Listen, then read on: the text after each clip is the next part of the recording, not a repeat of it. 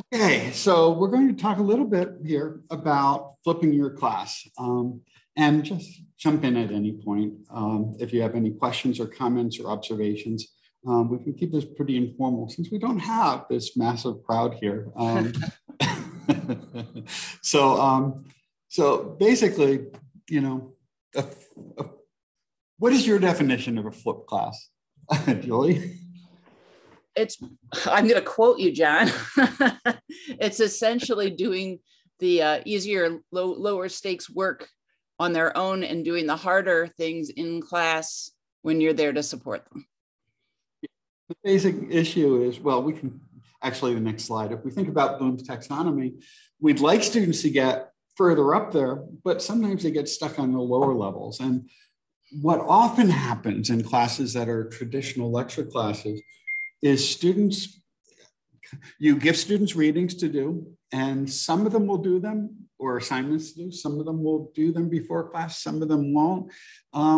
But you end up often in many classes, particularly larger classes, going over basic things that you thought that students would pick up from the readings you would ask them to do, because it becomes often pretty clear that they hadn't done those readings. Right. And then when you spend more class time going over the basic, those foundational concepts, then students realize they don't have to do that work outside of class. And we can get into this cycle where, you know, we tell students to do reading, but then we realize they're not, we don't expect them to, and they end up not doing as much work outside of the class as we'd really like them to. So with a flipped classroom, the idea is to flip that around and find ways of encouraging students to do some of the basic work, the easy things, the basic concepts and definition, those remember and understand things that they can do pretty easily on their own if they devote the time and if they have a structure that encourages them to do it. So to have a flipped class, we have to somehow find a way of coming up with activities that students can do productively outside of class, and perhaps more importantly, that they actually will do outside of class. So they'll come into class ready to address some more challenging problems. Because what often happens is that we end up spending a lot of time in class on the basic concepts, and then where students get stuck is at these higher levels. That the times when students tend to have the most difficulty is not understanding what you're talking about in class. It's when they try to apply it on assignments you give them outside of class or on exams or other things. And the basic idea here is we flip that around. So we get them to understand the basics, and then we have them work on the more challenging things, not when they're alone trying to do some assignments or when they're alone trying to work through an exam, but when we're there and we can support them in person. So that's the essence of the flipped classroom idea. We shift the easy things out of the classroom and bring the more challenging things into the classroom and spend that time on that. And, you know, in terms of the work outside of class, we have students read things. We might have some video lectures. And one of the things that many people have been doing, certainly since the start of the pandemic, is creating a lot of video lectures. But you don't even have to create your own, because there are thousands of other people who've been creating similar materials.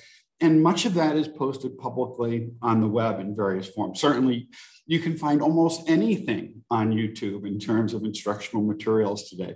And the key is sorting through those, finding good resources or creating your own good resources, and finding a way to motivate students to actually work through them, to come into class prepared for that higher level stuff. And then you use a variety of active learning activities. In music classes, I think active learning has always been a fairly important part of classes in ways that it may not always be in, say, the STEM fields or in many disciplines. But some basic activities are team-based learning, project-based learning, problem-based learning, and so on. We'll talk about some other examples, and I'll share some resources on that later. But another part, to the extent possible, is relying on peer instruction, leveraging everyone in the room as assistance in helping everyone else learn. That with group instruction, with having group activities, with having students provide feedback and support for each other, that it essentially increases the your use of time, or it leverages your use of time much more effectively. Some students will understand the basic concepts better than others. And if we can use that to reinforce knowledge, it's really, really helpful. There's a lot of research that has shown that having peers explain things to each other is a really good way of increasing long-term recall of any concepts.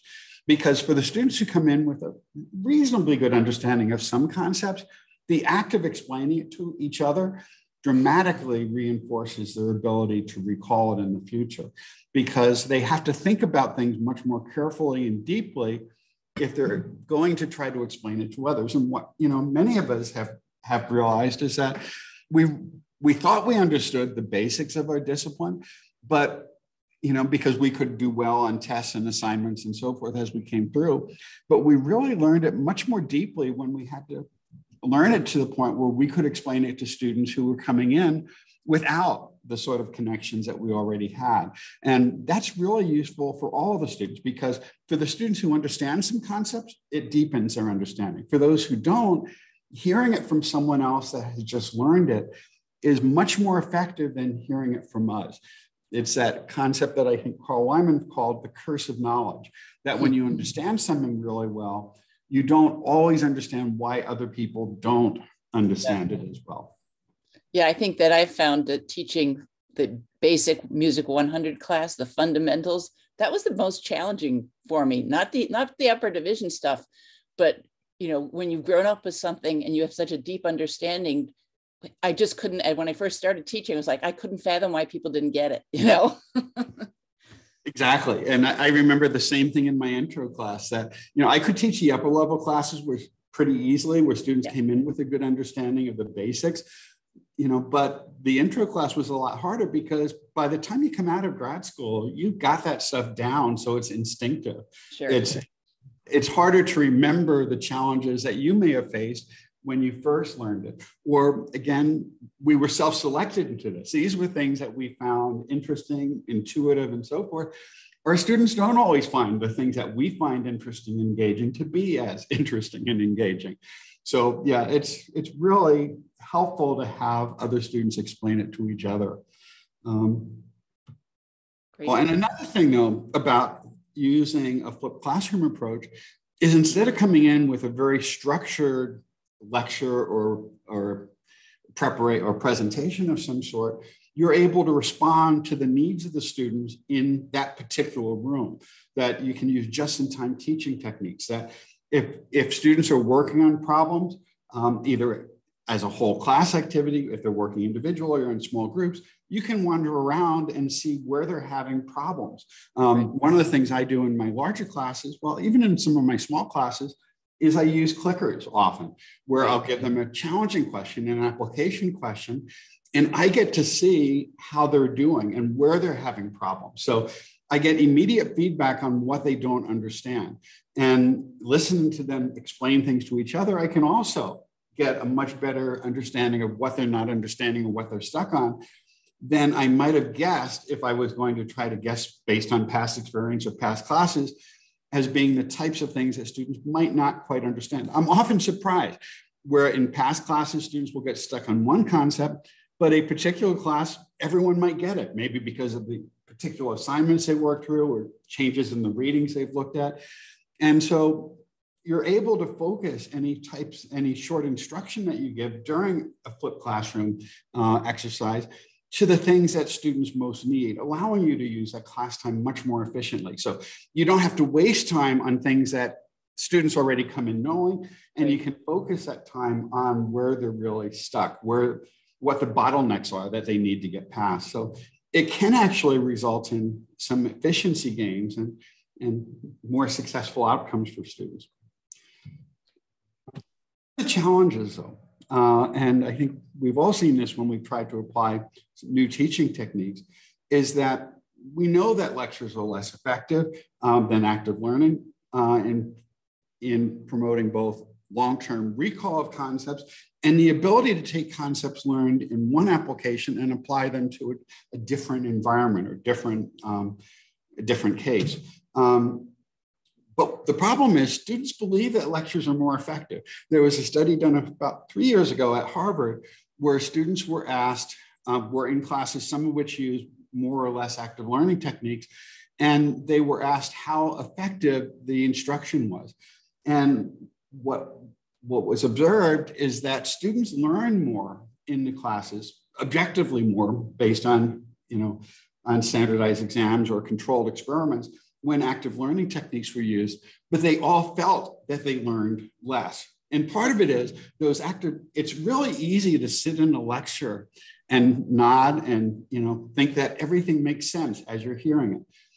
But you don't remember the materials well if you're not actively engaged with processing and working through the more challenging things. Conversely, if you are faced with more challenging material in class, in a flipped class environment, it's going to seem harder. It's going to seem like you're going to make more mistakes. And in fact, you will be, but it's that process of working through those more challenging questions or those more challenging applications where where you get that big gain in your understanding. You can sit in a lecture and everything makes sense, and then you could forget nearly all of it within a week or so, or maybe even within an hour or so. Yeah, really. But when you work through challenging problems, you're much more likely to remember it long term. Right. So that's something we have to sell this a bit, that if we're going to use a flipped classroom environment, it's not something that most students have experienced very much. And it really helps to explain why you're doing it, because they'll often say, I did not pay to have, I want my teacher to teach me. Why aren't you teaching me? Why are you giving me problems to work on and making me teach myself or making me teach myself outside of class? Everyone who's used a flipped classroom gets that. And we have to sell it. We have to explain why we're doing it. We have to explain what the research shows. And, if they're using videos that we created, well, look, that's what I would have said in a lecture, but now you can listen to it on your own time. You can slow it down. You could skip past the things that you understand. You could go back and review it. You could use it as many times as you want outside of class at a pace that's comfortable for you. Because in a classroom, it's kind of one size fits all, that everyone's moving in the same pace. But outside of the class, you could stop and think about things. You could go back and review things and so forth. You could try some applications. So an interesting case, and this one, I think you had said that you had attended an earlier version of this. This was one of the selling points for me. There was an experiment done at San Jose State. There was a circuits and electronics class, which had a passing rate of 51% originally. And what they did is they paired the course with a Mooc offered by edX. And in the Mooc, essentially all the basic materials, the definitions and basic problems at a low level were addressed. And students signed up for the Mooc as well as the class in the next iteration of this. And what happened was, in class time was devoted entirely to group problem solving exercises. They used the same instructors, the same number of TAs and so forth. But instead of lecturing in class and giving students problem to work on for homework, they had students, participate in the Mooc to get the basic materials and work through assignments there. And then they worked on group problem solving during class time.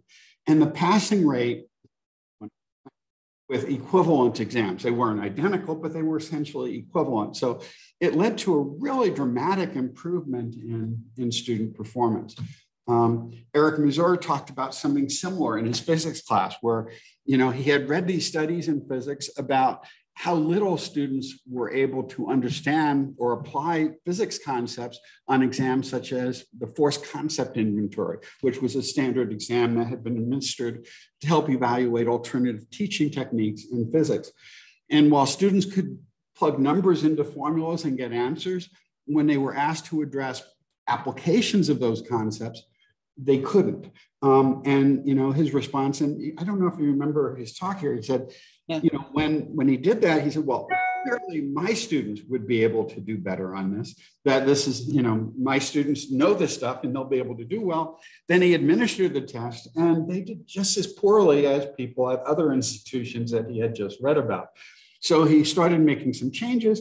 And one of the things he did was introduce a flipped environment where he was in fact using clickers. He was one of the first people to do this on a large scale. I think it was about 13 years ago now.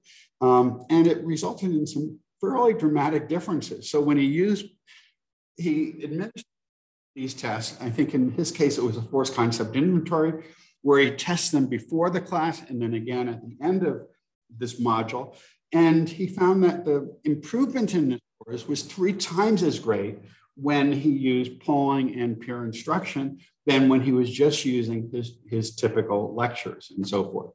And that's a pretty dramatic difference. Pretty much a whole class did better. When I did the same thing here I guess it was about 10 years ago, we have a test in economics called the Test of Understanding in College Economics. And when I flipped my class, before I flipped the class, the average student was about average before and after from the start to the end. So they were on average about a 50th percentile or so, sometimes a little lower, sometimes a little higher.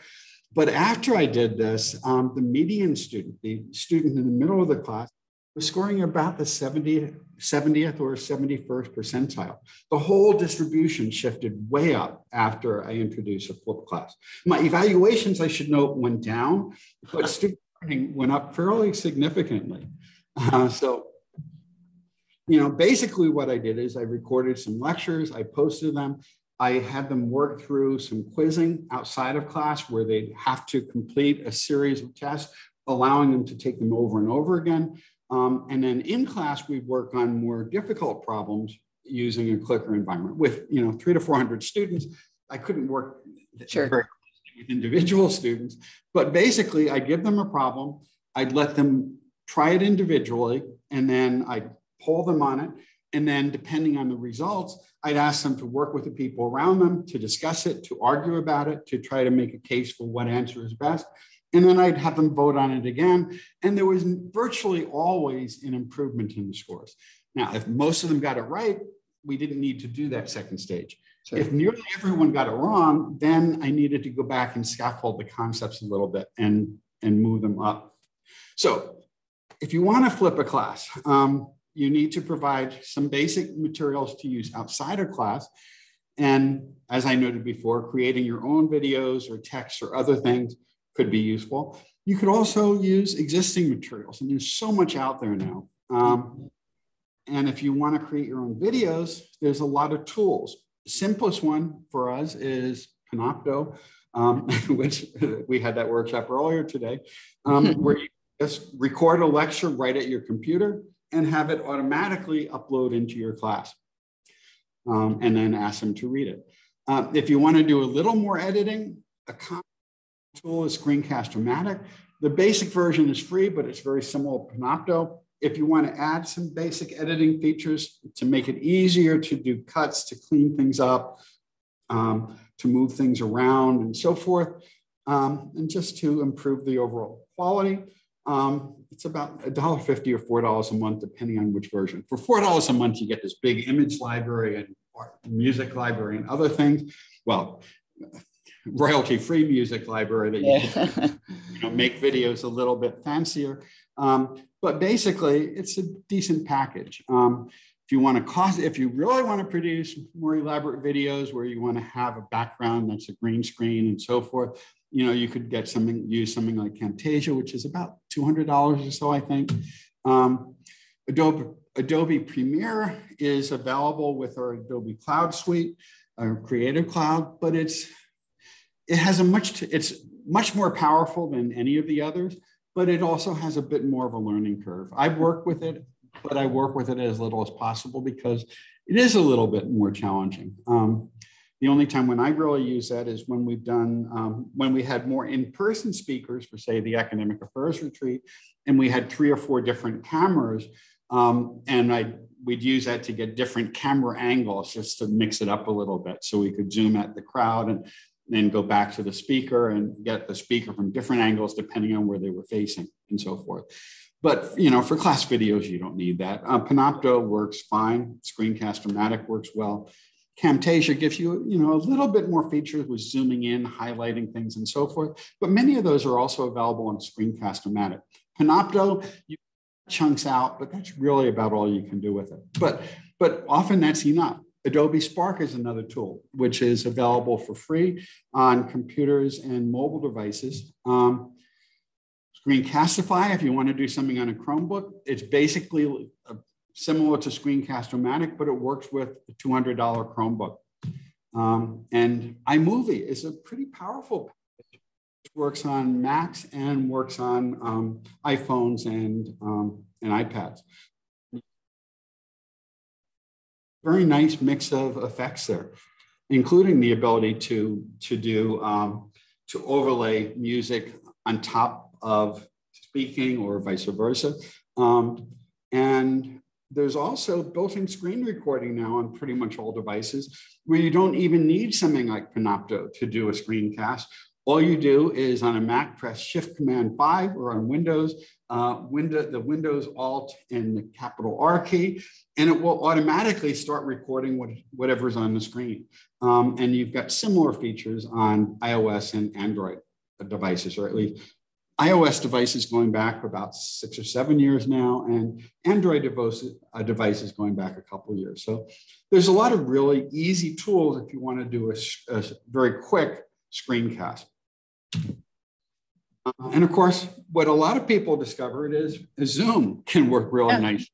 You know, it's in fact, we've recorded a number of workshops where if we didn't have anyone attending, we just did a quick recording of what would have been a presentation in Zoom, save it, and then upload it to YouTube. And, you know, we're all used to the Zoom interface now. Sure. And we've got all those annotation tools and things where if we're sharing a screen, we can draw on it, we can circle things, we can highlight things and so forth. And it's actually a really effective way of creating quick videos. And there's lots of mobile apps out there. We had a workshop on creating videos, so I'm not going to go into that in detail. Jay Hyde did a really nice job with it. But just a few points in terms of creating them. It really helps if they're very short and focused. Most of the videos I create tend to be 3 to 7 minutes or so. Sometimes I just can't make something too short, but sometimes it's only a minute or so if it's a really short concept or a short application.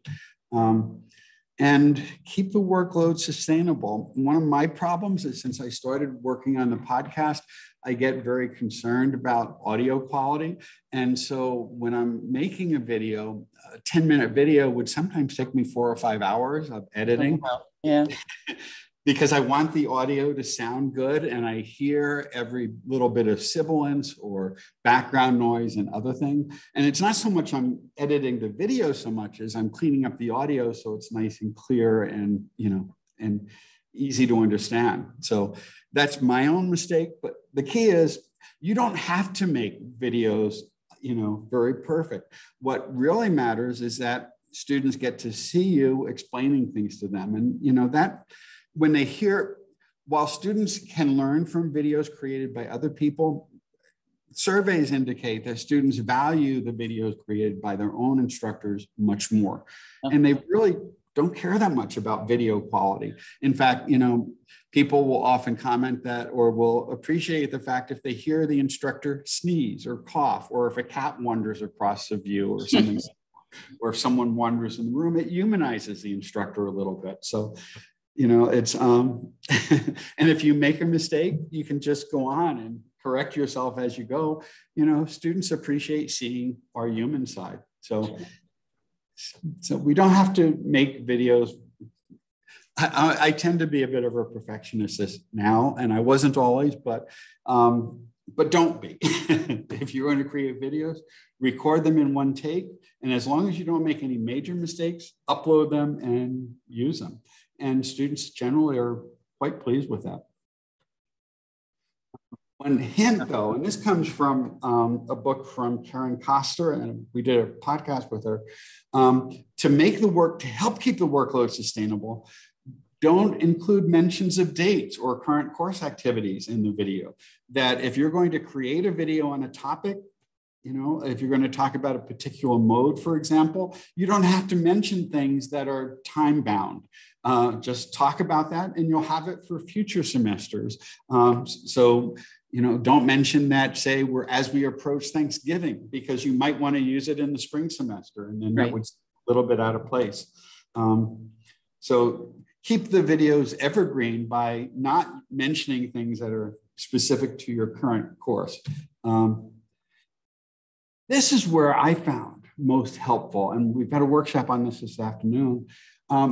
When I posted videos before, and I've been posting videos for about 22, 23 years. First ones were really bad. My new one's quite a bit better. But what would happen is the only people who watched them in general, because they were optional, they were supplements and so forth, were the students who were getting the A's or worried that they might dip to an A-, or were just really compulsive about doing everything in class and mastering every single concept.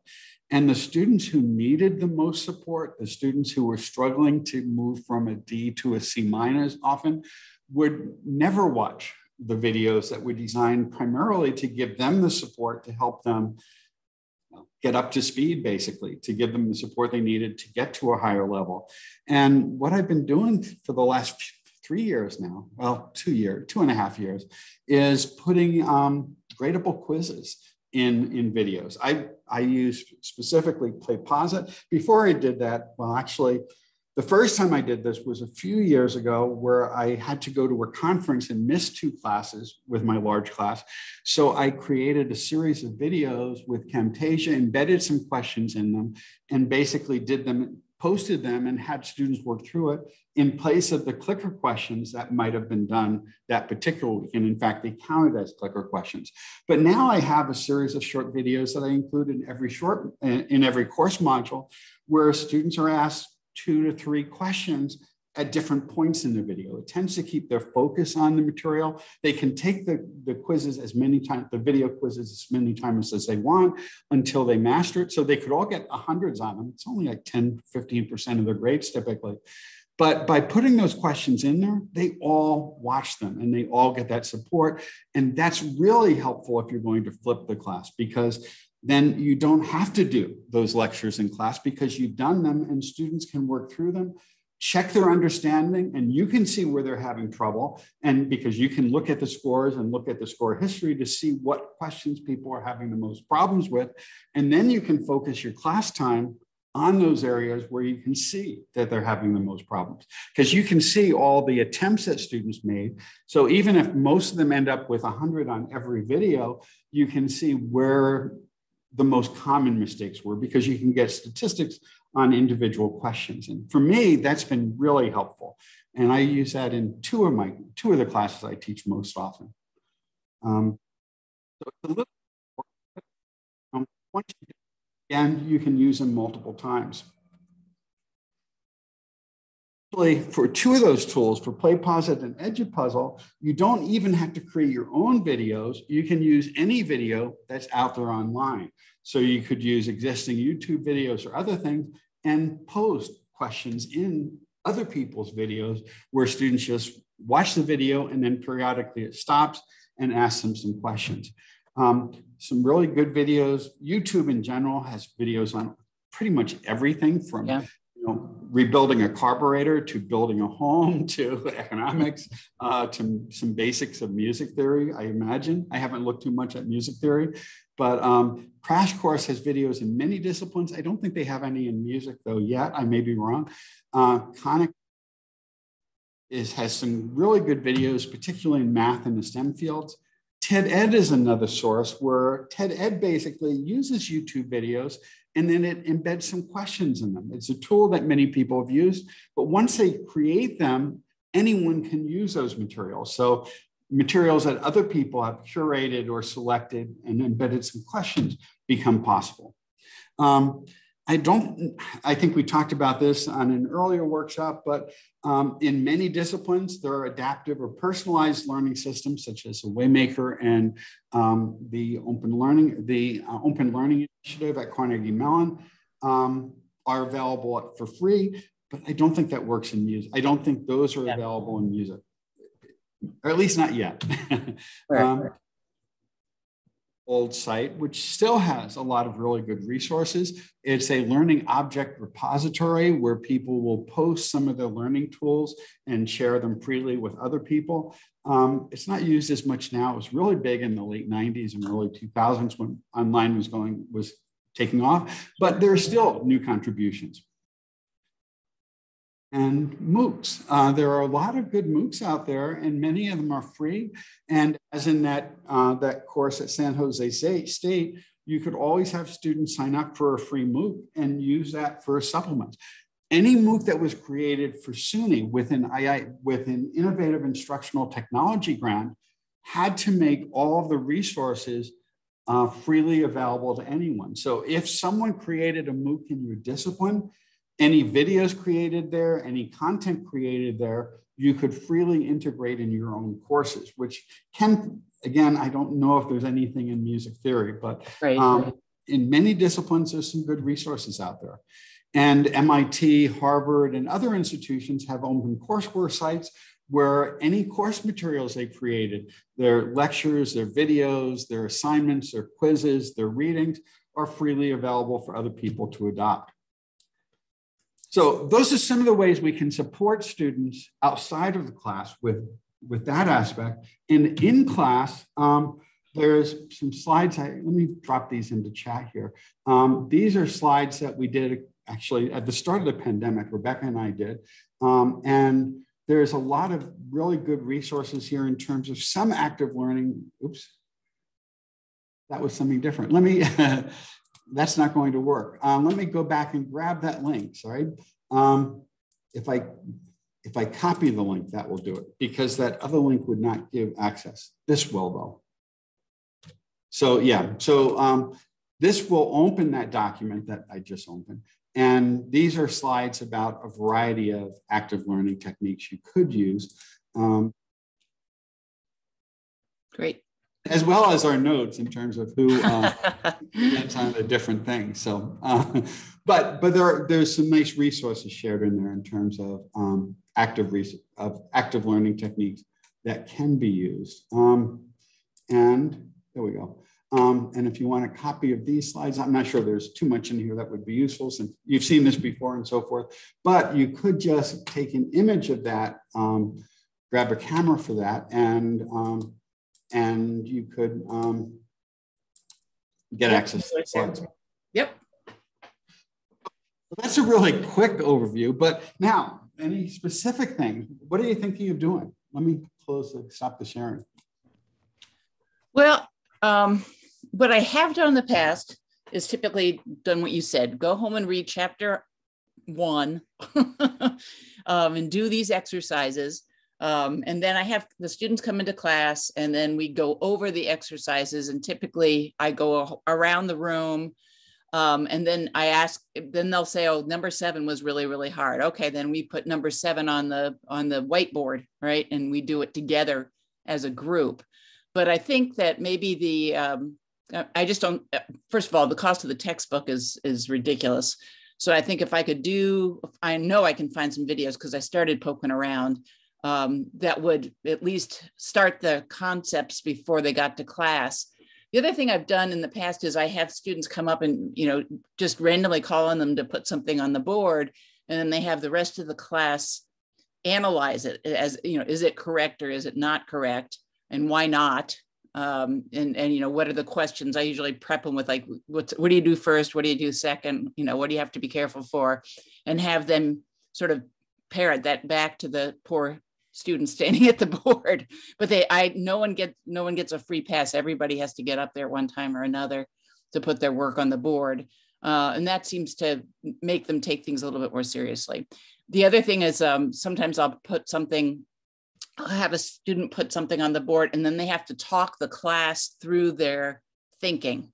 Like, why did they do this? Why did they choose this pitch over that pitch? And so if there's something incorrect, somebody hopefully in the class will raise their hand, or I'll say, "What is that correct? Does anyone have a different opinion on that?" And then they can have a conversation. So I think I kind of do the flipped class, but I could do more for when the outside part of it, because again, they often either can't buy the book because it's too expensive, or, you know, they just don't read the book, or they don't understand it enough to get anything out of it. Diversity in terms of their prior knowledge. And I imagine it's especially true in music classes where some students have learned a lot from lessons in music in various areas or previous courses, while others come in, I would imagine, with quite a bit less. Yes. That's the challenge. I have, especially with the Music 100, I have some students who are taking it as a general education course, never having had any music background. I have some students taking it who are music majors or minors and didn't pass the the placement test, and they get put into Music 100, but they probably just needed a bit of a refresher. So yet navigating that range of abilities is tricky. Yeah, and I provide students with a lot of video. I provide them with some video quizzes that I put together on the things where I know they're likely to be stuck based on past experience. Right. But I also throw in lots of videos as optional supports for students, you know, and because some students come in understanding some things really well and others really struggle. And, you know, in economics, it's mostly with the use of graphs and with even algebra. So giving them some practice problems or things with that is helpful. But yeah, we need to provide the support for the students who otherwise get left behind. Exactly. Yeah. Well, I'm lucky in that even though the textbook is expensive, it has an online sort of a quizzer that they can work on as many times as they want and practice whatever the skill is of the week.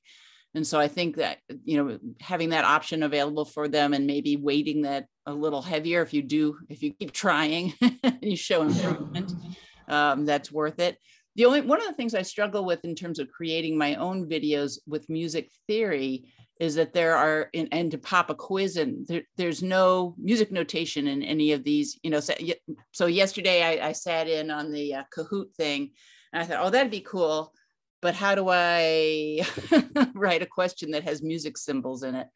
And even what you'd have to do is use notation software, save it as an image, and then paste the image in. Okay.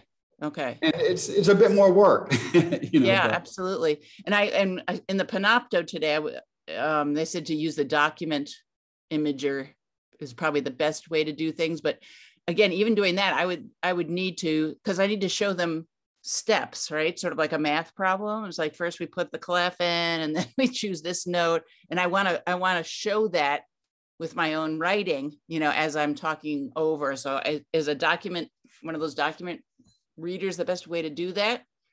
Probably. When I was doing some math problems especially during a pandemic, I bought a little side thing, a little side scanner. You can get them for, I think, like $100, $50 or so at Amazon, you know, where basically it's just it's essentially like a web camera mounted to a stand where you can adjust the height and then you just draw on paper below it and it just serves as another video input. And if you're, you know, you just use that in place of a web camera and record from there using Panopto or something else. So you could do it at home or, you know, in the classrooms there are dot cameras. But those inexpensive ones work pretty well. And they're just called dot cameras or side scanners? You know, let's just hop over for a second to let me share my screen and we'll just go to Amazon and just take a look, because I think they are called document cameras.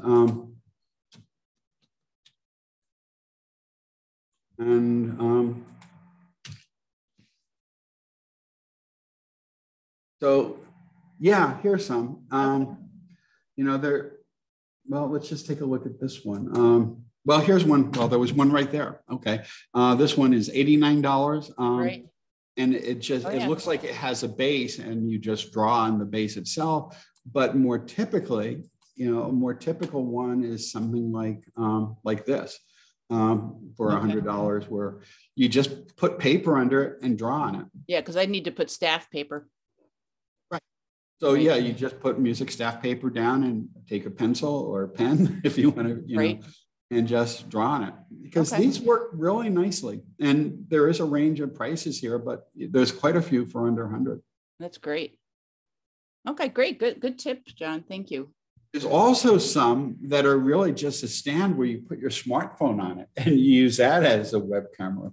But these are probably a little bit better in that you can zoom in and zoom out a little bit. Sure. Well, you can do that on a smartphone, but you have to flip them over.